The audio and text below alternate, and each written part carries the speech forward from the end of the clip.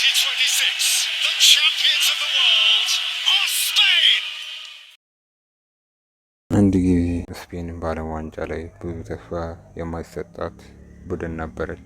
ግን ከዚያ በኋላ የእግር ኳስን ታሪክ ቀየረች።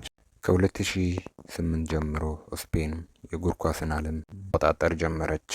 በሻቪ፣ ራሞስ፣ ዴቪድ ቫይ፣ እንድሪስ እነዛ በመሳሰሉ ኮከቦች ተመርታ ታላቅ ቡድን ሆነች። የ2010 ወርልድ ካፕ በደቡብ አፍሪካ ስፔን የመጀመሪያዋን የዓለም ዋንጫ አሸነፈች። በፍጻሜ ኔዘርላንድን 1-0 በማሸነፍ ታሪክ ሰራች።